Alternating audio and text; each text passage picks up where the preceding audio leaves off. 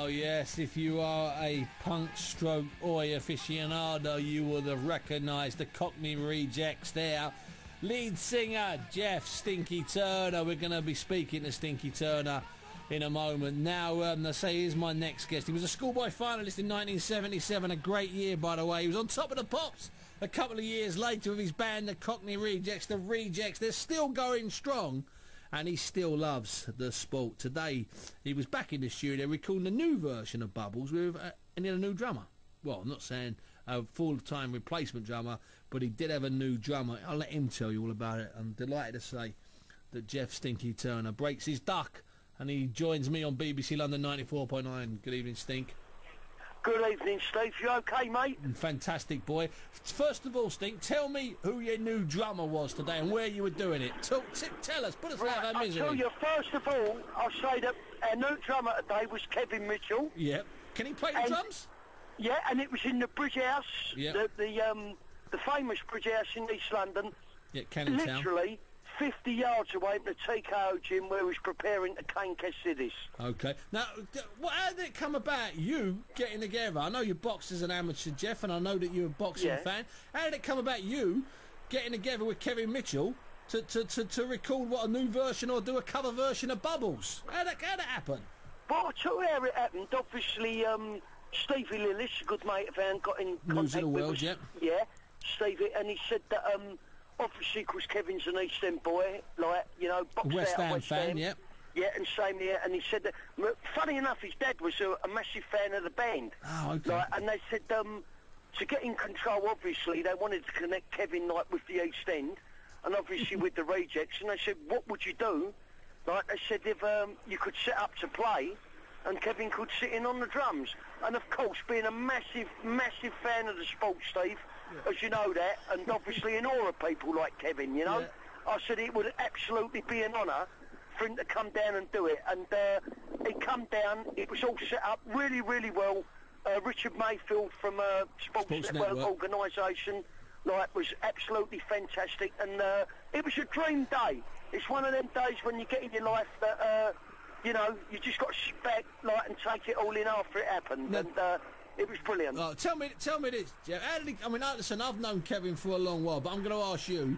It's the first time you met him properly. I know you probably saw him at that conference last week, but how did he come across? And how did the people who'd never seen him, never met him before, how did he come across, little Kev? Well, I can tell you, and this is being honest, and I'm always 100% honest. I was very, very nervous. I'm not ever nervous before a gig or anything because. Actually the boxing thing, and that fella come in there, and he was absolutely brilliant. It had a 2-hour torturous session with Jimmy Tibbs. He'd already had that over at the gym? Yeah, come over there now at 5 o'clock, Steve. Yeah. He had to go and do his road work in the evening. He come there, he was very humble, he was very straight, and everybody who wanted an autograph, and there was piles of people, can you sign this, can you do that?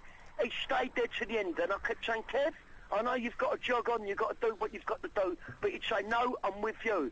These are me people. He was the perfect gentleman. He really was, and everybody fell in love with him there.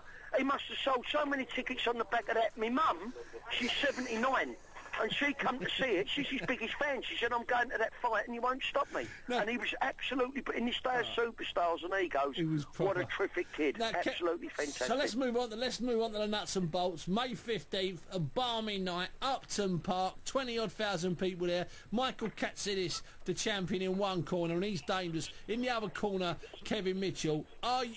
Is there going to be a Rejects presence? Are you going to be able to play the song, either play it live or have it played over the tannoy? Well, I tell you what, we don't want it played over the tannoy because Kevin said to me as well, because he's come out of our version of Bubbles before, it's a dream for him for us to play live over there as well. Go on, and we really want to do it. 20,000 people, Upton Park. It's a great West Ham night. It'd be the biggest honour. If I could do that, then I could retire because I'd have accomplished everything I've done. And at the moment, it's just a few shenanigans going on, really, Steve, with the Sky thing, and obviously with advertisement and cutting to commercials and getting us on. But we're going to push for it. It's what Kevin wants. Right. I've heard it's what Frank Warren wants. It's what the Rejects want.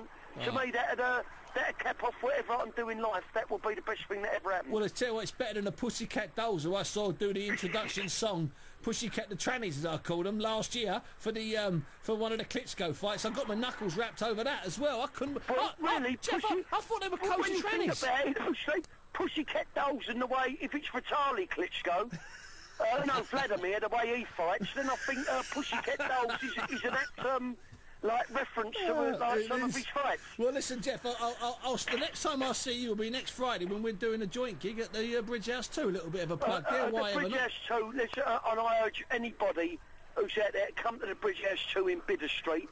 It's got great history. U2 played their first gig there. Oh, We've wow. had Iron Maiden Madness, but nothing's ever going to be as big as Steve Bunce's boxing night. And we've got plenty of faces coming down now, and it'll be a great night, Steve. It's a pleasure. Oh, listen. Boxing rules, that's the game, and long may it live, and it always will. Listen, Stinky Turner there, a schoolboy finalist in 1977, which was a vintage year. A couple of years later, when he was still only 15, he was on Top of the Pops in the top 10 a couple of times. And obviously that song, Kevin Mitchell's going to come out to it. Got a text